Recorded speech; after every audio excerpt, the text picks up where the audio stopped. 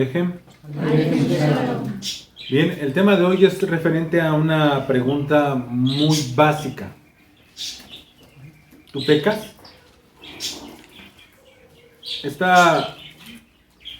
Este cliché, esta frase, te dicen en el cristianismo, hablo del cristianismo no idólatra del catolicismo, sino hablo del cristianismo evangelista.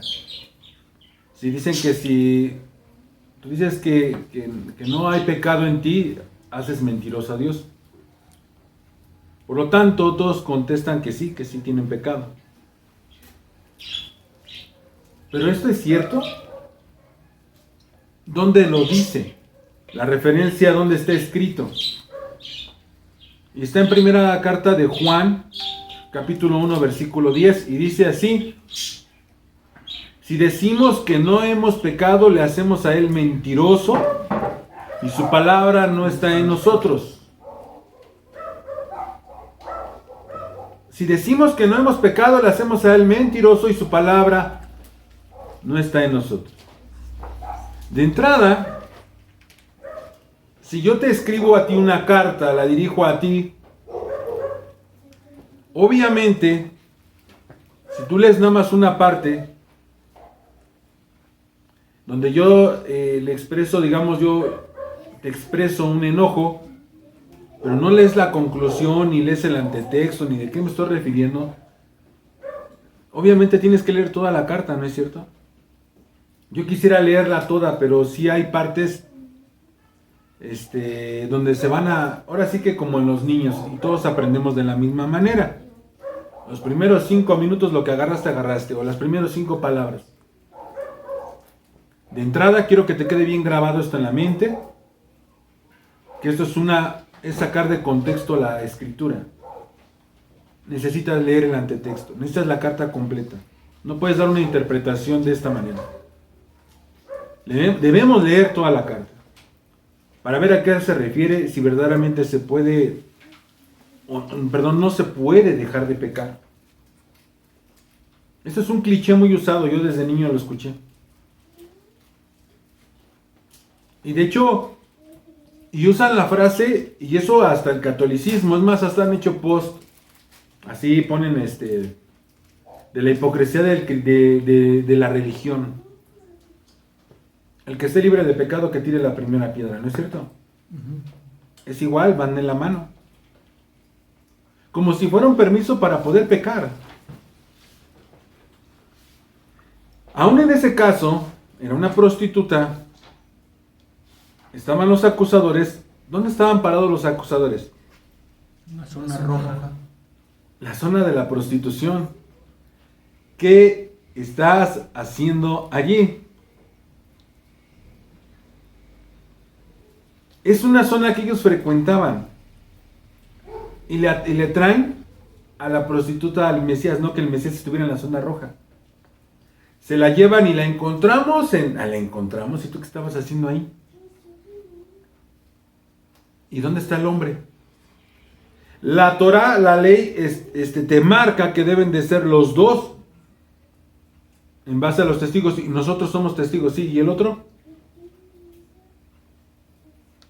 Los acusadores señalaban cuando ellos estaban en la misma situación.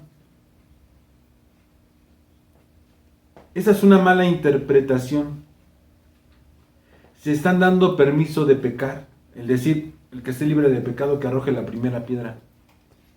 O para decir, es que no debes de juzgar. Porque dice que no juzguen para no ser juzgados. Pero dice la otra parte que juzgad con justo juicio. ¿Y entonces? ¿A qué refiere? ¿Cómo vas a juzgar con justo juicio? Si nosotros podemos entender qué significa juzgar, ¿sí saben qué significa juzgar? Reprender. Criticar las acciones de una persona. No. Discernir la situación, si es buena o es mala. Exactamente. Separar lo bueno de lo malo. ¿Cómo vas a Cuando tus hijos salen y ves que el chavillo lleva una mojada a su mano con su droga y ahí va, ¿lo vas a dejar ir o vas a dejar a tu hija ir con él? ¿Qué le dices? Lo estás juzgando, él es libre. O va con droga en la mano, va con ya como ya hay permiso para la droga, ya lo traen como si fuera cualquier cigarro. ¿Lo vas a dejar? Es libre. Creo que con un poquito de raciocinio vas a decir, espérame, está incorrecto esto, ¿no? Eso es juzgar. Pero si, imagíneme, yo estoy con el cigarro de la que te pone feliz y viene el otro y le digo que no lo haga. O estoy fumando y le digo a mi hijo no fumes. Estoy tomando y le digo a mi hijo no tomes. ¿Eso es juzgar con justo juicio? A eso refiere. A eso refiere. Por eso el maestro nos dice, quita primero tu viga para que puedas quitar la paja del ojo de tu hermano. ¿Se imaginan? Qué triste es que no puedes. ¿Cómo vas a quererle? Imagínate, le vas a sacar el ojo porque la viga que tienes atravesada no te deja ver bien. Sí puedes, eso es un mal juicio. Es como si yo corrigiera a un hijo ajeno por algo que está haciendo mal cuando mi hijo lo hace todo el tiempo y todo el mundo lo sabe. Y yo estoy corrigiendo a otro niño y no corrijo al mío. Eso es tener la viga atravesada y no estar haciendo un buen juicio. Si los tuyos son peores y estás corrigiendo, o sea, corrige primero en tu casa. Corrige primero lo tuyo y después ve e intenta quitarle la paja. Imagínate, te está diciendo tu hermano tiene una paja y tú tienes una viga atravesada. O sea, ¿quién está más grave? A eso refiere. No que no puedas juzgar. Tienes que separar lo bueno de lo malo. Tienes que saber elegir. Bueno, vamos al antetexto de Juan. Esta es la primera carta de Juan. Y veremos si es verdad que por norma o por regla todos somos pecadores. Aún ya haya sido lavado por la sangre del Mesías. Aún ya ha sido bautizado. Vamos a ver si es cierto que no podemos dejar de pecar. Primera de Juan, capítulo 1, versículo 1. Por título, la palabra de vida. Vamos a aprender qué significa la palabra de vida. Tenemos que ir viendo lo que Juan nos quiere transmitir. Lo que Juan nos quiere presentar. Eso es fundamental. No te puedes ir a una explicación tan simple. Dice, lo que era desde el ¿qué? Principio. Lo que hemos oído, lo que hemos visto, lo que han visto nuestros ojos, lo que hemos contemplado y palparon nuestras manos, tocante al verbo de vida. La palabra griega usada al respecto del verbo es la palabra logos.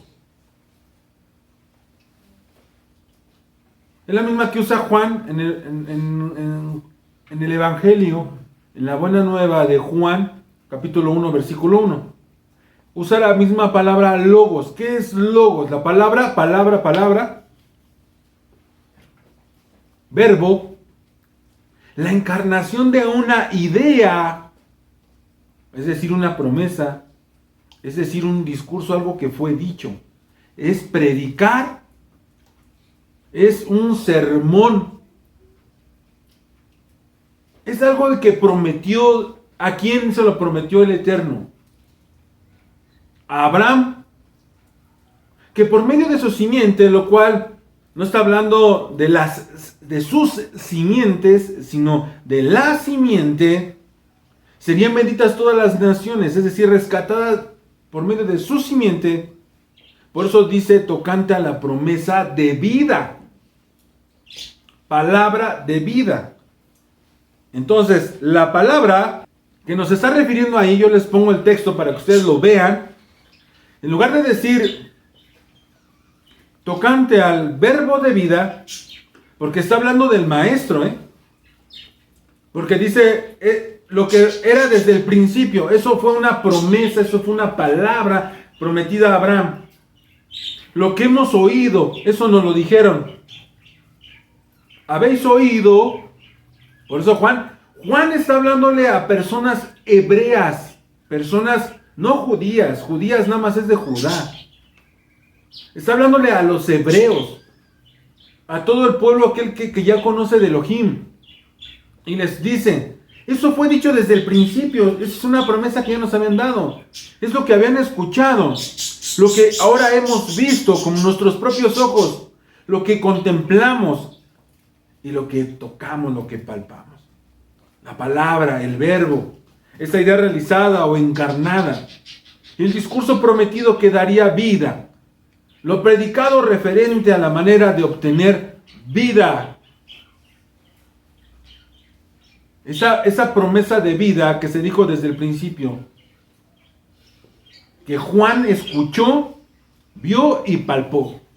Es decir, esa buena noticia que tendría que venir el que nos iba a perdonar de pecados y que nos iba a dotar de su ruach, de su espíritu, que nos iba a ayudar. Y continúa el versículo 2 diciendo,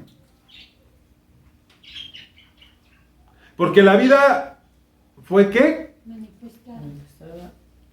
La vida fue manifestada, ¿que acaso no estaban vivos?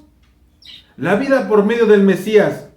Y la hemos visto y la hemos testificado y te anunciamos la vida eterna, la cual estaba con el Padre y se nos manifestó. ¿Quién estaba con el Padre? El Mesías. Entonces, ¿eran dos o era uno? Dos. El Hijo viene, esa fue la que se manifestó.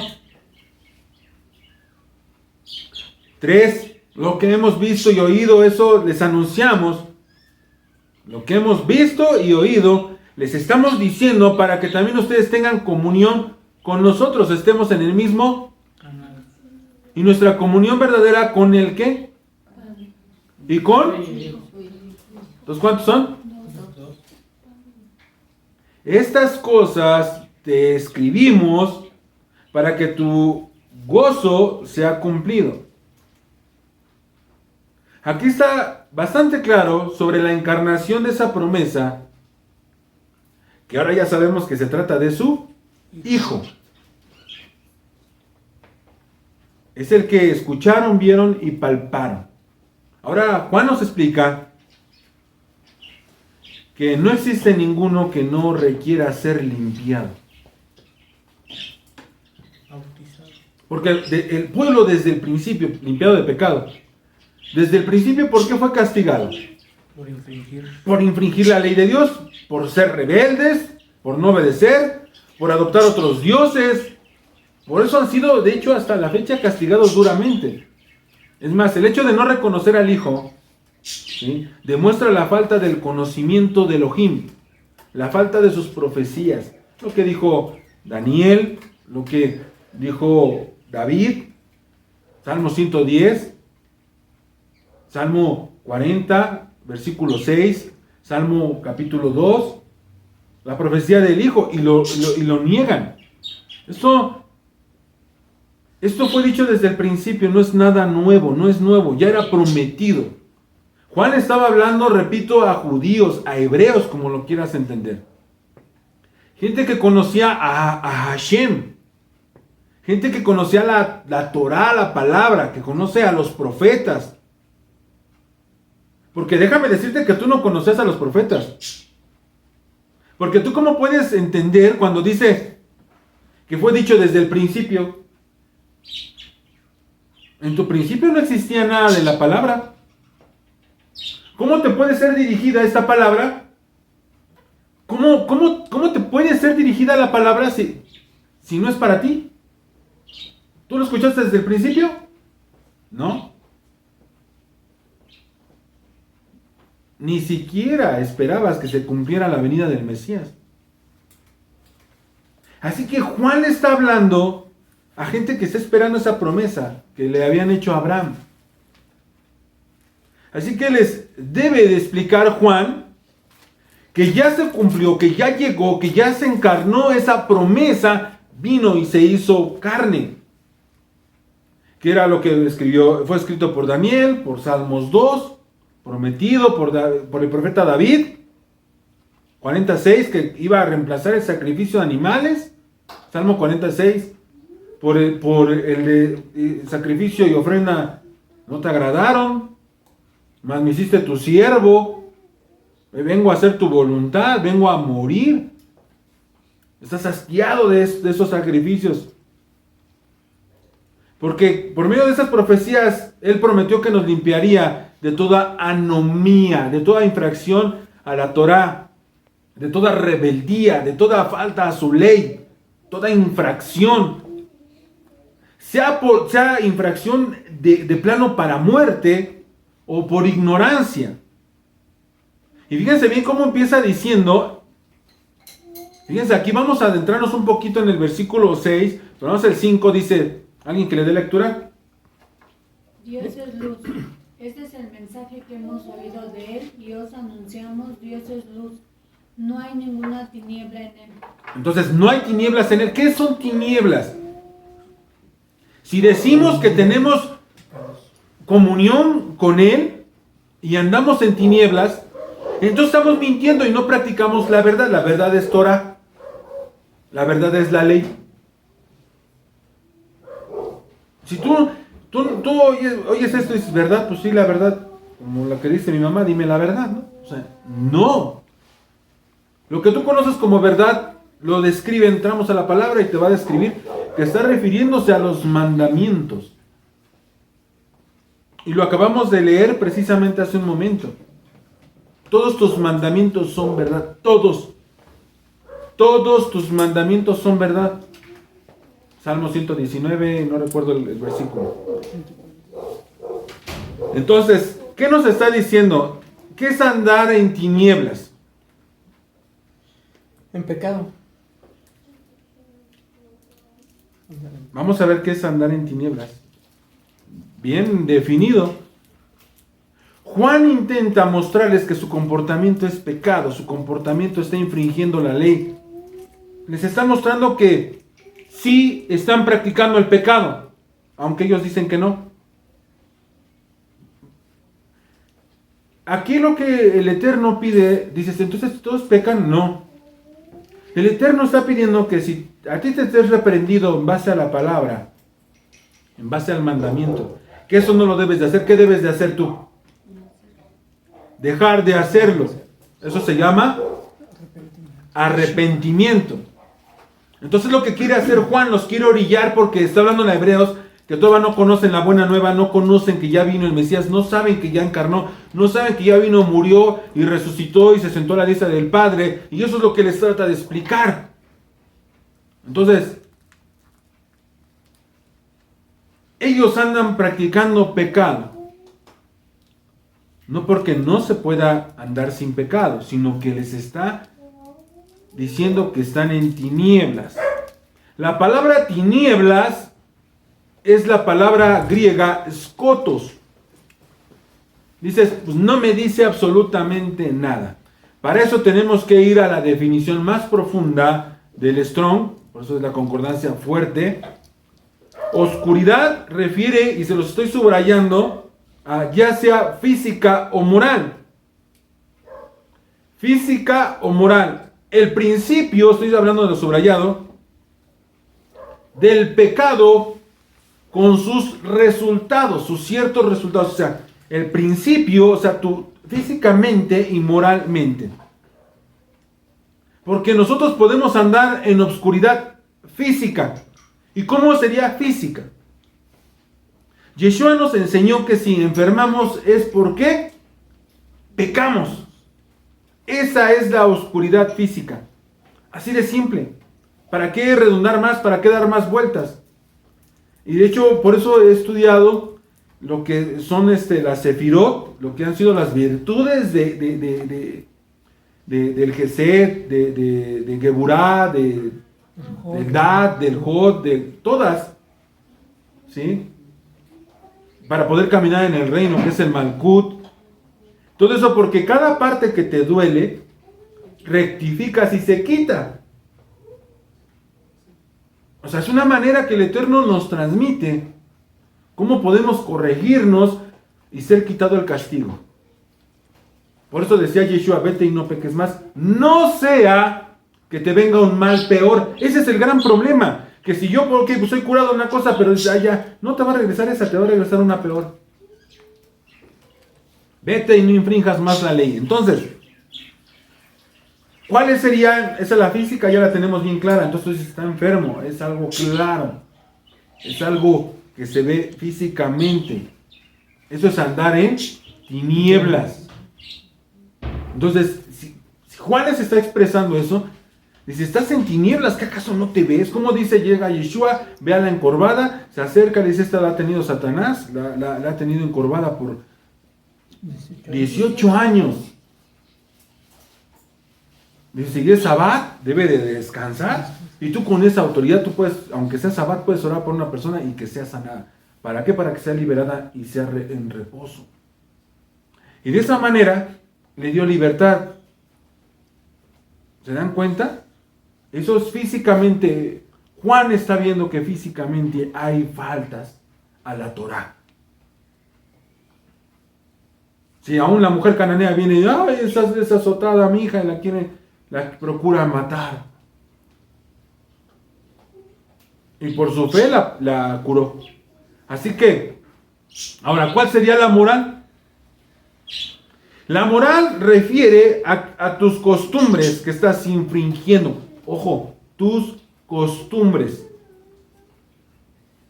Por ejemplo, si en un trabajo desobedeces a tus autoridades, ¿te premian? No, ¿verdad? Otro ejemplo. Porque tú dices que, o sea, tú estás viendo que es que para ti es una injusticia y desobedeces y haces lo malo. No te van a premiar en el trabajo. Otro ejemplo, si los hijos desobedecen a sus padres, ¿Dios los bendice? ¿O Dios los castiga? ¿Y cuál es el castigo?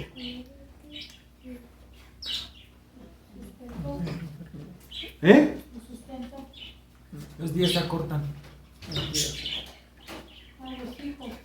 Porque están violando el quinto mandamiento que tiene una promesa de largura de días. Y si no hay largura de días, ¿por qué se murió mi hijo?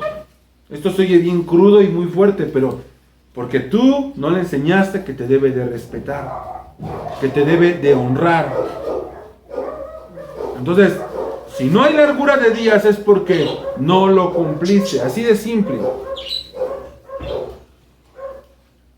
Obscuridad en las normas, ¿sí vieron cómo dice? Las normas, física y moralmente, las normas de la moral, lo que refiere a la moral, hay normas básicas. Les voy a dar varios ejemplos. Dice así, no tratar a los demás como queremos ser tratados. ¿Te parece a los mandamientos del Eterno? Eso estás violando las normas. Estás violando moralmente, en tu moral. Porque la moral se basa en normas de las buenas costumbres. Entonces, si te estás refiriendo a la moral, esto es básico. Tú piensas que eso no es pecado, porque no te está diciendo, no, si hay un mandamiento que te refiere precisamente a esto. De hecho, Yeshua habló de la regla de oro. Y entonces, otra, segunda, no ser misericordiosos y compasivos con los demás. Estás violando una norma moral. No respetar a los padres, ancianos y personas de autoridad. O sea, si tú no haces eso, de hecho en el judaísmo, ahí sí de los de Judá, de los que se quedaron en Jerusalén, o bueno, de los que practican el judaísmo, porque es una religión, cuando entra un anciano, ellos deben de ponerse de pie. De hecho lo dice cuando Moisés entra con Coré, no se quisieron levantar. Y es regla que entra el anciano y te debes de poner de pie. A eso, esta es una norma moral del mundo. Pero que se las estoy bajando a lo que dice. Entonces, si tú no has hecho eso, déjame decirte que has pecado. Pero no es la paga del pecado es muerte, pero no es hoy súper grave, pero debes de recibir el perdón. Entonces Juan les está moviendo a esto. Otra más. No cuidar de los hijos. Si tú no cuidas de tus hijos, ya están grandes, ya ese es su problema. Pues entonces, órale. No cuidar de los hijos. Eso es violar una ley moral. No cuidar de los padres en su vejez. No ayudar a los ancianos enfermos y heridos. No ayudar al necesitado. No compartir de nuestros bienes con los demás. Ojo este. Y es pecado. Porque la ley establecida en los hombres, dice Romanos, si no me equivoco, el capítulo 9, que ¿quién estableció esas leyes? Pone a los gobernantes, ¿quién los puso? Dice, ora para que no sea oprimido el pueblo. Si estamos siendo oprimidos es porque no hay oración, porque no tenemos comunión con el Padre, porque no tenemos comunión con el Hijo, no tenemos nada. Por eso se empieza a hacer más difícil la situación. Porque estamos violando todas las leyes, aún morales, de la buena costumbre que el Eterno también estableció en su Torah. Entonces eso es pecado. No reparar el daño causado a otros. Si tú hiciste un daño, por muy pequeño que sea, y no lo reparas, lo vas a pagar. Has infringido la ley. Por eso, ¿qué es un justo?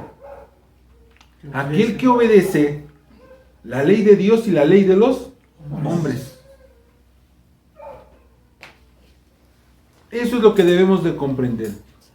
Uno más, no disculparse cuando es necesario. Fíjense esta que sigue.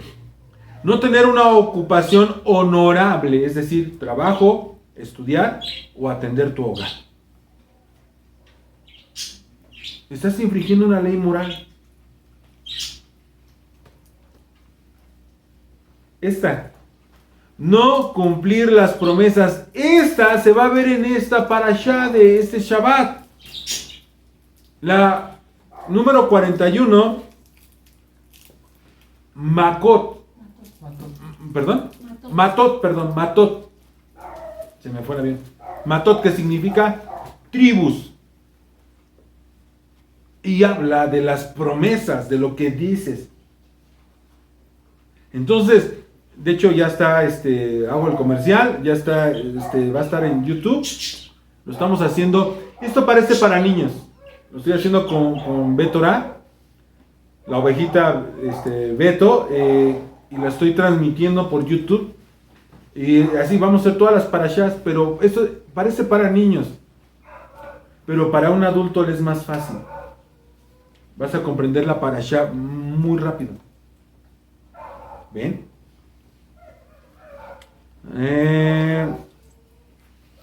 No cumplir las promesas, la última, no ser responsable. ¿Qué es ser responsable? ¿Alguien sabe? Cumplir tanto con tus obligaciones como con tus promesas. Le falta una. Yo pasé y tiré ese celular. Restitución. Tú lo dejaste ahí.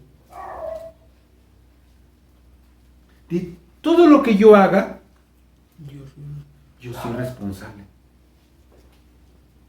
No el otro, no aquel. Yo soy responsable. Soy responsable de mis enfermedades, soy responsable de lo que estoy sufriendo, soy responsable de mi necesidad, soy responsable. Yo soy responsable. Aprende que tú eres el responsable, no es nadie más. No es porque el marido fue malo, o la esposa es mala, o los hijos te salieron mal, o los padres no te educaron. No, tú eres responsable. Eso es una ley moral. Y es lo que el Eterno todo el tiempo nos ha transmitido. El alma que pecare, esa morirá. Pero ¿fue su papá el que? No.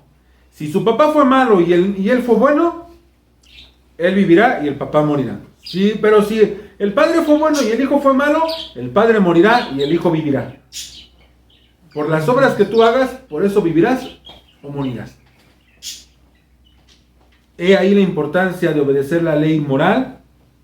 Por eso esto es andar en tinieblas, y lo que Juan nos estaba mostrando, las reglas morales. Y al final de este estudio les voy a dar las listas de los deberes morales. Lo voy a subir al WhatsApp. Las leemos en un rato más, pero esto va a ser en privado. ¿Sale? Entonces Juan les quiere transmitir para que entiendan que han violado la ley del Eterno, que su egoísmo, su egocentrismo, su actitud, su manera de repudiar, su manera de actuar, es violar la ley del Eterno, porque no estás viendo por tu prójimo. Y ahorita vamos a ver cómo lo interpreta Juan. Entonces los resultados, si se dan cuenta, nos dice que los resultados son que visibles, la parte de hasta abajo, por infringir la ley. Obviamente va a ser visible tu condición, no puede ser físicamente, pero tu rostro se entristece porque moralmente estás mal. No estás corrigiendo nada. Porque fíjense, esto es lo que les está mostrando Juan, que están en obscuridad. Entonces eso a Juan le está saltando a la vista. Porque si andamos en luz, como dice el siguiente versículo 7, dice, pero si andamos en luz, como Él está en luz, está hablando del Eterno, está hablando de papá, tenemos comunión unos con otros. Y la sangre de Yeshua, su Hijo, ¿vieron cómo está hablando?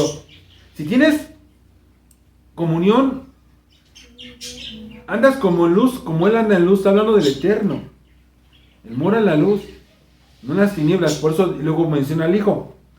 Y la sangre de Yeshua, su Hijo, nos limpia de toda infracción de la Torah. Unidad fraternal entre tu prójimo. ¿Estás de acuerdo? ¿Cómo se cumple la Torah?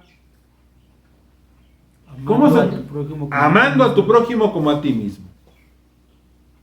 Y si podemos ver aquí, nos menciona que el sacrificio, es decir, la sangre derramada por Yeshua, limpia las infracciones. ¿Se dan cuenta del objetivo de Juan? Primero nos está hundiendo que están en pecado. Pero la promesa que fue hecha desde el principio, esto es lo que está diciendo la carta, ya vino. Y lo menciona por medio del sacrificio, y que limpia, esa sangre limpia de pecado. O sea, ¿estás pecando? Aquí está la solución. Te limpia de las infracciones del Eterno. Juan les está enseñando que a la vista se ven sus infracciones. Por eso les dice en el versículo 8. Si decimos que no tenemos pecado,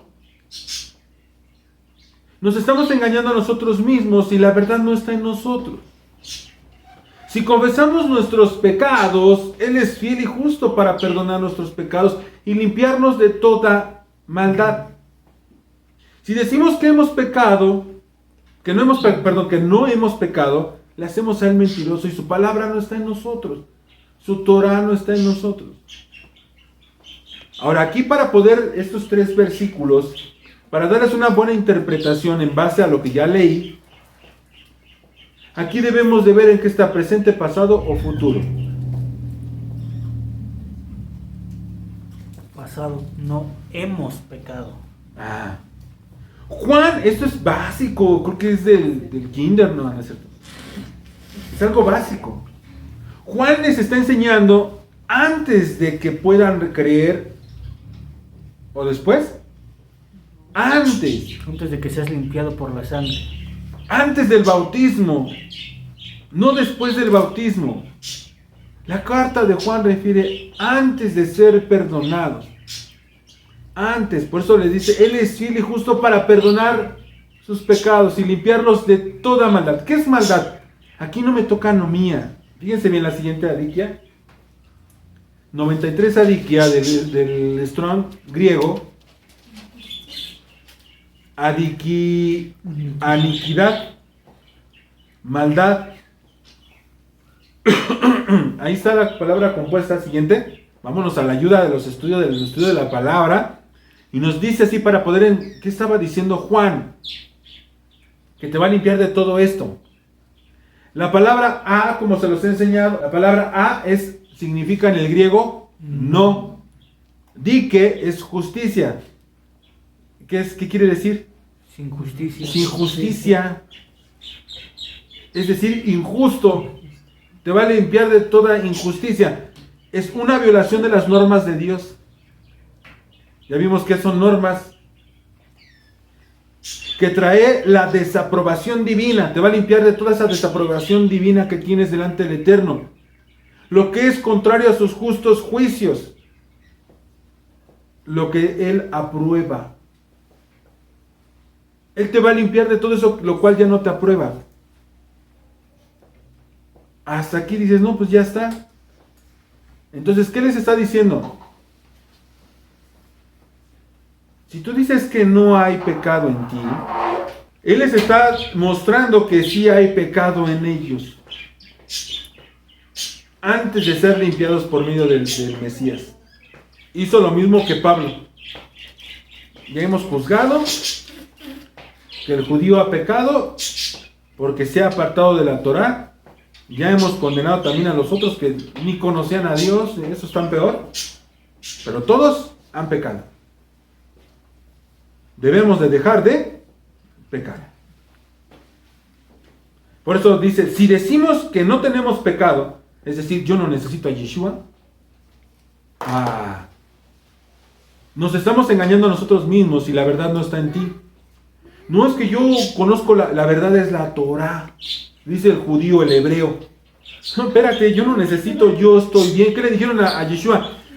¿Esclavos nosotros? Estás, pero si mal, yo nunca he sido esclavo, y lo ofendieron. Les está diciendo que necesitaban a Yeshua para limpieza de sus pecados. Dicen, nosotros conocemos la verdad. No, dice Juan, no, la verdad. Si tú te estás engañando, dices que no tienes pecado, la verdad no está en ti, la Torah no está en ti. Pero no te preocupes, si tú confiesas tus pecados, versículo 9, Él es fiel y justo para perdonar tus pecados y limpiarte de toda infracción ante la ley del Eterno, mostrarte aprobado. Si decimos que no hemos pecado, le hacemos a Él mentiroso, como si Él te estuviera levantando un falso. Y es decir, la palabra, la promesa que empezó, ¿cuál era la palabra? Van a ser Yeshua, El verbo. el verbo, y su palabra no está en nosotros. No posa el Espíritu de Cristo en nosotros. Así de simple. No está diciendo que todos somos pecadores, no podemos ser limpios. No está diciendo eso. El antetexto te está diciendo, antes de ser bautizado, antes de haber sido limpiado, antes de aceptar a Yeshua, que Él sí te puede limpiar de las infracciones, antes. Todos éramos pecadores. Todos estábamos en la olla. Pero continúa diciendo en el siguiente capítulo, en el 2, porque si sabemos, una carta no se separa, porque cuando tú le escribiste una carta a alguien, o Pablo hizo este escrito, o Juan, o cualquier apóstol, no dijo capítulo 1, o sea, no. La carta, los capítulos son para que memoricemos, son para que podamos decir dónde está lo que yo estoy diciendo. Porciones más cortas. Son como anclas, como accesos. no existen en el original, vaya. No hay capítulo y versículo. Entonces, es una carta continua. Entonces no puedo decir, ya acabé en el 1, ya va a cambiar de tema. Puedes cambiar de tema la intentaron separar para poder unir temas. Pero Juan sigue explicando. Hago una promesa. Ya vino esa promesa. Tú tienes pecado. Él es el que nos va a limpiar de pecado. No puedes decir que no hay pecado en ti. Ya puedes ser limpio.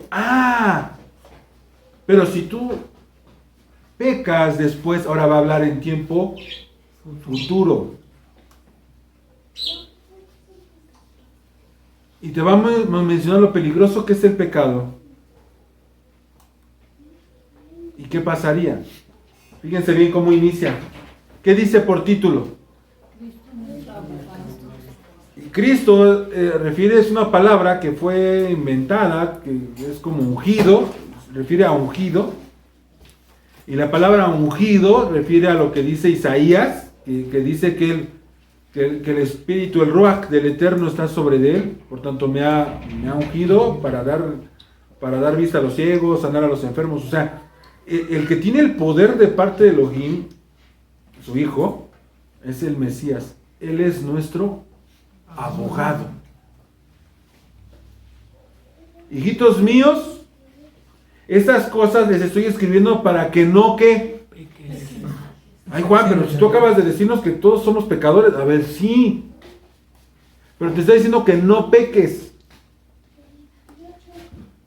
No debes pecar. Y si alguno hubiere pecado, abogado tenemos para con el Padre a Yeshua, el justo. Entonces, ¿es permiso para pecar? No. Ahora, tú dime, ¿para qué un abogado si dicen que la ley ya fue quitada? Imagínate si ahorita quitan la ley y vas a ir a sacar a tu familiar de la cárcel y te dicen, necesito a tu abogado. ¿Para qué si ya no hay ley? Porque el abogado viene a usar las leyes para decir, a ver, la ley estipula esto y el castigo de él fue por tanto, y ahorita ya quitaron la ley, así que ya ni sirve el abogado, ya ni sirve la ley, ya no sirve ni la cárcel, ya no sirve nada. Ya no hay que lo condene. Entonces, para poder tener una ayuda, necesitas un abogado, entonces tiene que haber una ley. Y dicen, es que Yeshua quitó la ley. Entonces, ¿cómo? Entonces, ¿para qué la quitó y para qué va a ser abogado si ya no hay ley? ¿Para qué abogados si no hay ley? Fíjense cómo dice el versículo 2:2. Y él dice, tenemos al abogado, ¿sale? Para que nos defienda ante si la regaste, si cometiste en el futuro un pecado. Dice, y él es la propiciación por nuestros pecados, y no solamente por los nuestros, sino también por todo el mundo. Ahora tú dime, ¿qué es la propiciación? Pago. Siguiente. Hilasmos, perdón. Siguiente. Propiciación no te dice nada. Vamos al Strong, más abajo. Ahí le puse una línea abajo. Cuando un Dios está enojado, es decir, para aplacar su ira, un sacrificio expiatorio. Y Él es nuestro sacrificio expiatorio. Y Él es una ofrenda para apaciguar. Y Él es para una persona ofendida y enojada. Y esto dice, solo se usa 2 veces en 1 de Juan 2:2, la que estamos leyendo, y más adelante, capítulo 4, versículo 10. Y Él es esa sangre expiatoria del Mesías, que apacigua la ira de Dios. Sobre todo pecado Confesado. Si no confiesas tu pecado, no estás perdonado. Si no me lo vienes a confesar a mí, ni a un sacerdote, ni a otra persona, a Él. Si yo robo y digo, te robé 1,000 pesos. Ya lo confesé. ¿Ya soy perdonado? No tienes que pagar. Ya lo confesé. ¿Tienes qué? Reparar el daño.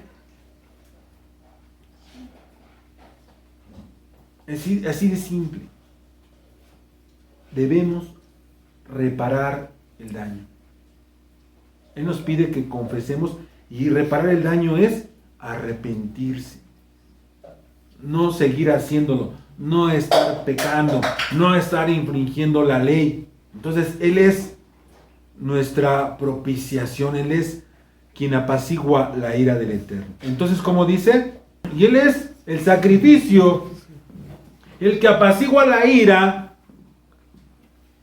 por nuestros pecados, y no solamente los nuestros, sino también los de todo el mundo. ¿Y refiere a todo el mundo qué? ¿Pagano? Todo el mundo que se arrepiente y que lo toma por... Así es. Y todo el mundo esparcido, toda nación esparcida, como lo hemos estado estudiando en las dos casas, de parte de Israel. Entonces, son todos aquellos que escuchan la voz. Entonces, hasta aquí nos está hablando de las infracciones a la ley del Padre, a los 613 mandamientos en toda la Torá. Aquí no nos está hablando de mandamientos de Yeshua. ¿A Yeshua cómo te lo presentó? Como el sacrificio. ¿Les queda claro eso? No nos ha dicho, no, y como Yeshua mandó, y como Yeshua... No. Para que puedan entender lo que sigue. Y Juan nos dejó bien claro que no debemos de pecar, y que si tenemos faltas, tenemos a un abogado que está sentado a la diestra del Padre, para poder defendernos ante su ley, ante sus órdenes, para poder ser castigados. Por eso, Primera de Corintios capítulo 11, de la institución de la cena, nos dice que cada cena nosotros presentamos, y es lo que vamos a hacer, es lo que hacemos cada Shabbat, presentar nuestras faltas, reconocerlas, decirlas, hacer un examen, una retrospectiva, y confesárselos a Él, y ya no estarlos haciendo. ¿Nos queda claro? Fíjense el siguiente versículo. ¿Por qué les recalqué que son los mandamientos del Padre? Porque miren, aquí es donde unos dicen, son los mandamientos de Yeshua. No. Y en esto sabemos que nosotros le conocemos y guardamos sus mandamientos. ¿De quién? Del Padre. El que dice yo le conozco y no guarda sus mandamientos, el tal es Mentiroso. Entonces todo el cristianismo y el catolicismo que no guardan los mandamientos, Son mentirosos. ¿son qué? Mentirosos. ¿Lo digo yo o lo está escrito? Y la Torah, es decir, la verdad, los mandamientos no están en él. No, porque no los guarda. Pero el que guarda su palabra, su promesa, el que guarda y sabe que vendría y que nos limpiaría y que podrían presentarnos aprobados y que y debemos de dejar de pecar, en este verdaderamente el amor de Dios se ha perfeccionado. ¿Ya se perfeccionó en ti o sigues pecando? Oh, y ahora resulta que tú no eres pecador. No. Y puedo seguir con la carta, seguir caminando en la carta y mostrárselos. Por eso nos llevaría más tiempo. Podemos seguir leyendo posteriormente la carta, porque te dice que el que peca es del diablo y los hijos no pecan, y el que tiene la verdad no peca, y el que no tiene la verdad sí peca. Entonces puedo seguir avanzando, porque dice, el que dice que permanece en él debe andar como él anduvo. Es decir, no dice, entonces está hablando de... Hoy pon atención. Que si permaneces en Hashem Elohim, debes andar como Yeshua anduvo sin pecado. Yeshua no pecó. Debes andar sin pecado, sin infringir la ley. Refiere a los mandamientos de su Padre, a los 613, no solamente a 10. ¿Sale? Es decir, que sí se puede estar sin Pecado. Juan nos está pidiendo que no pequemos, que no infringamos la ley divina. En ningún lado te está dando permiso de poder pecar. Así que eso es una muy mala interpretación por no leer la carta. Para que vean que uno que camina en la verdad, no peca. Si la verdad está en ti. Así que, esta pregunta, ¿tú pecas? Les pregunto, ¿tú pecas? No. O sea, no pecar. Y si por una u otra te encuentras con una ley moral que has infringido, porque yo me encontré con 2, a corregirlas, a confesarlas y a corregirlas, porque en cuanto la confiesas, Él es fiel y justo para perdonarte. Y en este momento quedas limpio, quedas sin pecado. Que el Eterno sea con cada uno de ustedes. Amén.